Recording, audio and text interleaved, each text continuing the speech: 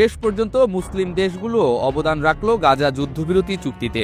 Israel Hamas যুদ্ধবিরতি চুক্তি স্বাক্ষরের কয়েক ঘন্টা পরেই প্যারিসে বিশ্বের বিভিন্ন দেশের প্রতিনিধিদের উপস্থিতিতে অনুষ্ঠিত হয়েছে গাজার ভবিষ্যৎ নিয়ে গুরুত্বপূর্ণ আন্তর্জাতিক বৈঠক। বৃহস্পতিবার ইউরোপীয় ও আরব দেশগুলোর পররাষ্ট্রমন্ত্রীদের এই সম্মেলনে গাজার যুদ্ধ পরবর্তী শাসন ব্যবস্থা পুনর্গঠন এবং স্থায়ী শান্তি প্রতিষ্ঠার রোডম্যাপ নিয়ে আলোচনা হয়েছে। ফরাসি প্রেসিডেন্ট ইমানুয়েল ম্যাক্রো বৈঠক উদ্বোধন করে বলেছেন, আগামী কয়েক ঘন্টা গাজায় শান্তি প্রতিষ্ঠার জন্য নির্ণায়ক হবে। তিনি জোর দিয়েছেন যে প্যারিস সম্মেলনের উদ্দেশ্য হচ্ছে মার্কিন উদ্যোগের পাশাপাশি কাজ করা।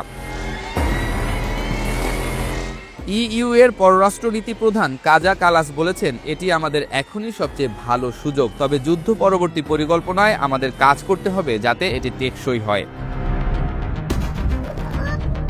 বৈঠকে প্রধান উদ্দেশ্য ছিল গাজার শাসন ব্যবস্থা, ট্রাম্পের শান্তি পরিকল্পনা বাস্তবায়ন এবং অন্যান্য দেশের সামূহিক প্রতিশ্রুতি মূল্যায়ন। ফ্রান্সের পররাষ্ট্র মন্ত্রণালয়ের বিবৃতি অনুযায়ী আলোচনার কেন্দ্রবিন্দু হবে নিরাপত্তা, শাসন এবং যুদ্ধ পরবর্তী ফিলিস্তিনি অঞ্চলের পুনর্গঠন। এই ঐতিহাসিক বৈঠকে অংশ নিয়েছে ইউরোপীয় কুইন্টেট, ফ্রান্স, যুক্তরাজ্য, জার্মানি, ইতালি ও স্পেন এবং আরব কুইন্টেট মিশর, কাতার, সৌদি আরব, সংযুক্ত আরব আমিরাত ও জর্ডান। এছাড়া অংশ নেয় ইইউর প্রতিনিধি ইন্দোনেশিয়া, কানাডা ও তুরস্ক। কাতারের প্রধানমন্ত্রী শেখ মোহাম্মদ বিন আব্দুর রহমান আল থানি, যিনি যুদ্ধবিরতির অন্যতম মধ্যস্থতাকারী, এবং মিশর ও তুরস্কের পররাষ্ট্রমন্ত্রীরা বৈঠকে উপস্থিত ছিলেন। তাদের দেশগুলো হামাসকে চুক্তিতে রাজি করাতে নেতৃত্বের ভূমিকা পালন করেছে। ফ্রান্স একটি আন্তর্জাতিক স্থিতিশীলতা মিশন প্রতিষ্ঠার উদ্যোগ এগিয়ে নিয়ে চলেছে, যা যুদ্ধ শেষে আইডিএফ এর স্থান নেবে এবং হামাস নিরস্ত্রীকরণে কাজ করবে। এই প্রস্তাবে মিশর, জর্ডান, সৌদি আরব, সংযুক্ত আরব আমিরাত ও কাতারকে পছন্দের প্রার্থী হিসেবে উল্লেখ করা হয়েছে। ফরাসি প্রস্তাব অনুযায়ী এই বাহিনী জাতিসংঘ কর্তৃক অনুমোদিত হবে এবং আঞ্চলিক নেতৃত্বে পরিচালিত হবে। বাহিনীর প্রধান লক্ষ্য হবে যুদ্ধবিরতি নিরীক্ষণ, ফিলিস্তিনি জনগণকে সুরক্ষা প্রদান, হামাসের ক্রমান্বয়ে নিরস্ত্রীকরণ এবং মানবিক প্রবেশাধিকার ও মৌলিক সেবা সুবিধা প্রদান।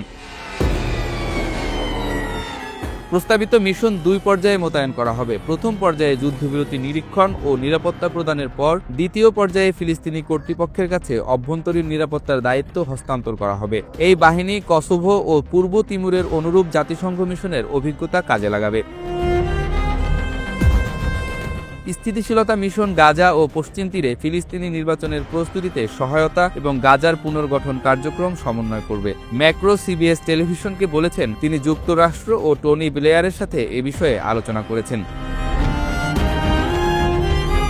ফরাসি প্রস্তাব অনুযায়ী 10,000 ফিলিস্তিনি কর্তৃপক্ষের নিরাপত্তা বাহিনীকে প্রশিক্ষণ ও সজ্জিত করার পর্যায়ক্রমিক পরিকল্পনা রয়েছে। 2007 সালে হামাস ফিলিস্তিনি কর্তৃপক্ষকে গাজা থেকে বিতাড়িত করলেও ট্রাম্পের পরিকল্পনায় তাদের ভবিষ্যৎ ভূমিকার ইঙ্গিত রয়েছে।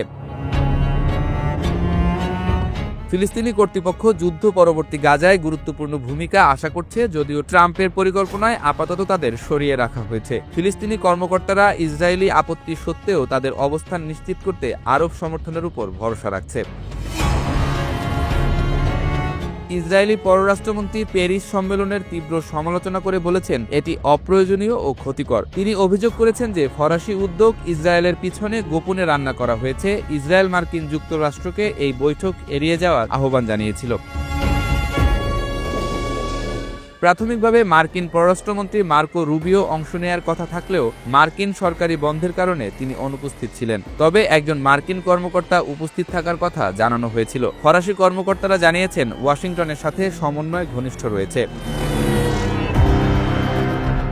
এই বৈঠকের ভিত্তি হচ্ছে ফ্রান্স ও সৌদি আরবের যৌথ উদ্যোগে গৃহীত নিউ ইয়র্ক ঘোষণা, যা দ্বিরাষ্ট্রীয় সমাধানের রূপরেখা প্রদান করেছে। এই ঘোষণায় রয়েছে গাজায় স্থায়ী যুদ্ধবিরতি, সব জিম্মি মুক্তি এবং জাতিসংঘের তত্ত্বাবধানে ব্যাপক মানবিক সহায়তা, যে কোনো দখলদারিত্ব ও জোরপূর্বক জনস্থানান্তর প্রত্যাখ্যান, হামাসের নিরস্ত্রীকরণ ও বহিষ্কার, গাজার পুনর্গঠন, ফিলিস্তিনি কর্তৃপক্ষের পুনঃপ্রতিষ্ঠা এবং ইসরায়েল ও ফিলিস্তিনিদের নিরাপত্তা নিশ্চিতকারী আন্তর্জাতিক স্থিতিশীলতা মিশন প্রতিষ্ঠা।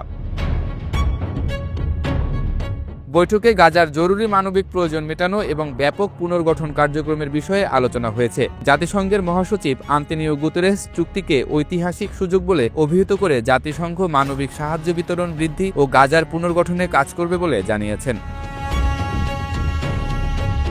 ফরাসি পররাষ্ট্রমন্ত্রী জান নোয়েল বারো বৈঠক শেষে সংবাদ সম্মেলনে জানিয়েছেন যে আন্তর্জাতিক সম্প্রদায় গাজায় দীর্ঘমেয়াদী স্থিতিশীলতা ও উন্নয়নে প্রতিশ্রুতিবদ্ধ। এই প্যারিস বৈঠক গাজার যুদ্ধ পরবর্তী ভবিষ্যৎ নির্ধারণে একটি গুরুত্বপূর্ণ মাইলফলক। যদিও ইসরায়েলি আপত্তি ও বিভিন্ন দেশের মধ্যে মতবিরোধ রয়েছে, আন্তর্জাতিক সম্প্রদায়ের এই সমন্বিত উদ্যোগ গাজায় দীর্ঘমেয়াদী শান্তি ও স্থিতিশীলতা আনতে পারে। ম্যাক্রো বলেছেন, ফ্রান্স গাজা স্থিতিশীলতা বাহিনীতে ভূমিকা পালনের জন্য প্রস্তুত। তবে সফলতা নির্ভর করবে সব পক্ষের সহযোগিতা, বিশেষত ইসরায়েল ও ফিলিস্তিনি কর্তৃপক্ষের মধ্যে সমন্বয়ের উপর। যুদ্ধবিরতি চুক্তি বাস্তবায়ন এবং পরবর্তী পর্যায়গুলোর সফল সম্পাদন এই অঞ্চলে নতুন শান্তিযুগের সূচনা করতে পারে।